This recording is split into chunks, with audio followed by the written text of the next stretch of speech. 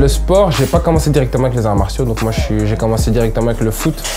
Donc au début, j'ai commencé en évoluant à Namur, donc ici à Namur. Donc j'ai toujours été ici dans le 5000, hein, on représente la ville comme d'hab. Au fur et à mesure, j'ai fait pendant 7 ans. Je suis arrivé dans le haut niveau au foot. Et puis finalement, j'ai pas pu atteindre vraiment la division 1, donc en élite. Et étant compétiteur dans l'âme, j'ai pas voulu continuer et redescendre dans les niveaux, donc j'ai préféré arrêter. Et c'est vraiment par hasard, un ami, 1 an et demi après, hein, je pense que j'étais à Saint-Louis-Namur, un ami m'a invité à une journée porte ouverte. C'était à l'époque du Mundo Fighting, c'est là que j'ai commencé avec Steven et les autres, donc vous les connaissez, hein, j'ai commencé avec eux. Et donc voilà, on a commencé comme ça l'histoire. Hein.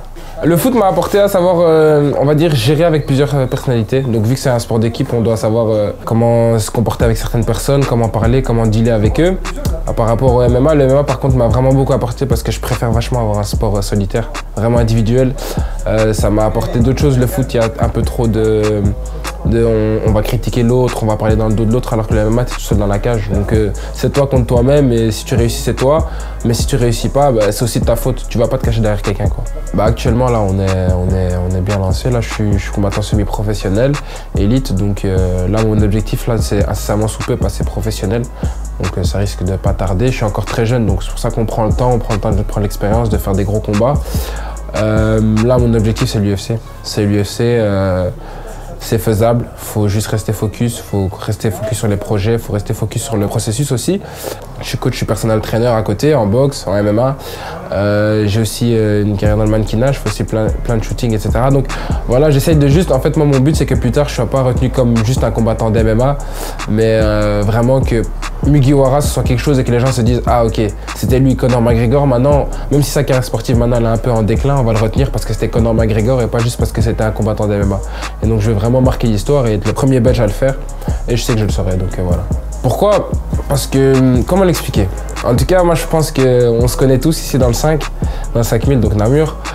Tous les jeunes ici, on a une fin qui est assez particulière parce qu'on n'est pas une des plus grosses villes de Belgique. On n'est pas avec les plus grosses facilités. On a commencé, je m'entraînais sur des tatamis, il n'y avait rien, il n'y avait même pas de sac. On s'entraînait dehors au quartier avec Abdel et tout. On s'entraînait dehors, donc on a une fin que les gens n'arrivent pas à comprendre et que quand ils nous voient rentrer dans la cage, ils savent que ça vient de chez nous parce que voilà. On a vraiment faim et on a envie de réussir et montrer même qu'on ne vient pas de la capitale, mais ça fait du bruit. Et c'est vraiment ça en fait. Moi maintenant j'évolue plus à Bruxelles, dû aux opportunités qui sont plus grandes là-bas. Mais tout le monde sait que je viens du 5000 et que je représenterai ma ville jusqu'à la fin. Et j'ai juste envie que les gens comprennent que tu peux réussir même si tu viens pas des États-Unis ou tu viens pas de Paris ou tu viens pas de, je sais pas moi, de Toronto ou quoi. Donc t'as pas besoin de venir d'une grosse ville. Ma source principale de motivation, c'est vraiment j'ai envie de prouver aux gens qu'on peut réussir en partant de rien. Et j'ai envie aussi de mettre vraiment... Vous voyez, quand vous venez pas d'un milieu aisé et vous venez pas d'une famille aisée, il y a deux choix qui s'offrent à vous. Soit vous mourrez aussi dans une famille non aisée, soit la famille aisée doit venir de vous. Et c'est ce que j'ai envie plus tard. Que mes enfants vivent bien, qu'ils n'aient pas la même vie que j'ai eue, qu'ils ne traînent pas dans les mêmes endroits que j'ai traîné. Et juste aussi que mes parents et tout, ils arrêtent de travailler. J'ai pas envie de les voir travailler jusqu'à 70 ans. J'ai pas envie de les voir avoir une pension où ils gagnent presque rien. J'ai envie qu'ils soient vraiment à l'abri. Et c'est vraiment ça ma motivation, mettre bien mes proches et m'occuper d'eux et réussir. La recette parfaite, c'est très compliqué en fait. C'est un mélange entre faut être travailleur, faut être bosseur, mais il faut avoir quelque chose. C'est-à-dire que les gens ils comprendront jamais ça et c'est très compliqué à expliquer, mais pour le MMA, il faut un truc en plus. Tu peux être tous les jours à la salle, tous les jours, t'entraîner 2 fois par jour, tu vas être le meilleur, tu vas être un gros bosseur, mais si t'as pas ce truc, il y a ce truc en plus, et on le voit dans les fighters, enfin franchement à l'UFC, vu que la concurrence est tellement énorme, je pense que les gens ne se rendent pas compte, mais tout le monde à l'UFC fait 2 entraînements par jour, 6 jours sur 7. Donc pourquoi tout le monde n'est pas champion? Parce qu'il y en a qui ont ce truc en plus. Il a ce truc en plus, il polarise, il a confiance en lui, il faut avoir confiance en soi, mais il ne faut pas mélanger ça avec de l'arrogance. Les gens ici en Occident, ils ont très facile à mélanger en fait. Genre quand tu es confiant, ils pensent que tu es arrogant, alors que c'est pas pareil. Pourquoi un Américain, quand il est confiant et qu'il dit qu'il va gagner, on ne dit pas qu'il est arrogant, mais dès que ça va être un Français ou un Belge, on va dire « Ah, t'es arrogant ». Ou pourquoi ici on n'a pas la mentalité de vouloir se vendre?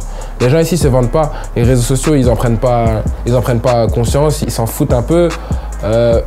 C'est très important, franchement c'est très important. Il y a ce que tu fais dans la cage, mais est-ce que tu fais en dehors de la cage qui est aussi important maintenant en 2021. Mon combattant préféré c'est John Jones, tout simplement parce que c'est un des seuls combattants au monde qui est capable de faire des ajustements en plein fight. C'est-à-dire que dans tous ses combats, si on analyse bien, des fois il perdait, des fois il a eu des combats durs. Déjà il a été champion à 23 ans, ce qui est exceptionnel. Il a battu des légendes à un âge hyper tôt, donc ça c'est vraiment un truc qu'il faut le souligner. Et puis en plein combat, c'est le type qui est capable de perdre 2 rounds d'affilée et puis au 4e et 5e round prendre le round et faire des ajustements de malade. Et ça c'est vraiment un truc où il faut, comme ils se disent aux États-Unis, c'est les championship rounds. C'est là où tout se joue et on voit qui est le champion et c'est là que tu as un level de champion parce que tu fais des ajustements que tu es capable de penser en fight, changer de stratégie et faire une stratégie qui marche. Et tout ça pendant le fight, ce qui est très dur à faire. La mentale. La mentale. On a la mentale ici.